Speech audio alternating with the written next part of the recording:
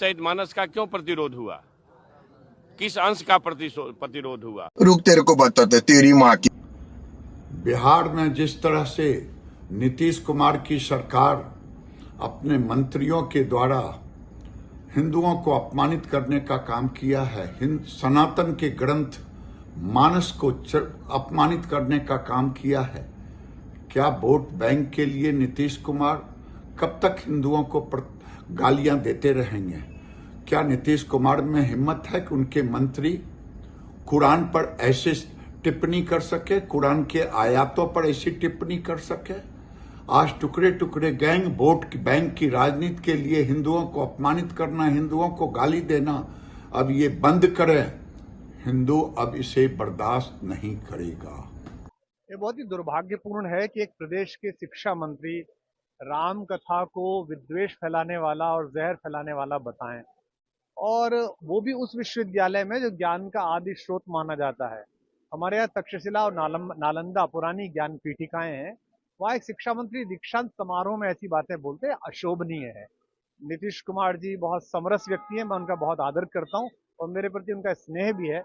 और तेजस्वी भी मेरे भाई जैसे हैं, युवा नेता हैं, बिहार से बड़ी आशाएं हैं बिहार को उनसे। मैं उन दोनों से अनुरोध करता हूं कि ऐसे व्यक्ति को अपने संगठन से, अपनी सरकार से बाहर करें, उन्हें दंडित करें या उन्हें क्षमा मांगने के लिए कहें। क्योंकि दो बातें इसमें हैं कि एक तो या तो उन्होंने रामकथा ठीक से पढ़ी नहीं है, और दूसरा क्या वे किसी एक धर्म को, किसी एक मत को ही इतना सहिष्णु मानते हैं कि उस पर बोल सकते हैं।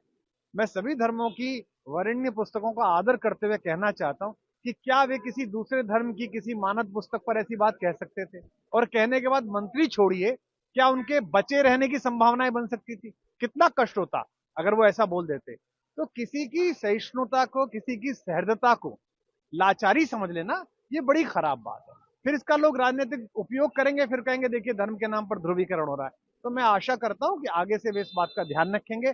अगर उन्हें रामकथा के विषय में पूरा ज्ञात नहीं है तो मैं उन्हें अपने अपने राम के जो मेरे सत्र हैं उनका आमंत्रण देता हूं कि वो आए, वहां सुने, अग्रिम पंक्ति पर बैठे। कोई शंका हो तो उसका निवारण जो मेरा ज्ञान है, मेरी सीमा है, उसके माध्यम से मैं करूंगा। और मैं आशा करूंगा कि बिहार में जब मैं अपने अपने राम करने के लिए जाऊं, मैं तो उनकी विधानसभा में ही जाना चाहता हूं, जहां से वो जीते मैं वहीं करना चाहता हूं, ताकि कम से कम उनकी जनता भी राम की कहानी समझे।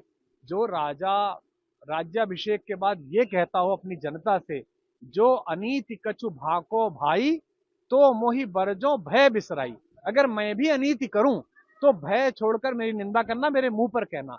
ऐसा समरस राज्य चलाने वाला राजा राम, ऐसा आदर्श पुत्र, ऐसा आदर्श भाई, ऐसा वंचितों को, दलितों को, पिछड़ों को, वनवासियों को गले लगाने वाला, मल्लाहों को गले लगाने वाला, वन्य जातियों को साथ लेने वाला राम, उसकी कहानी जहर घोल सकती है, ये वही व्यक्ति कह सकता है जिसके मस्तिष्क में जहर हो।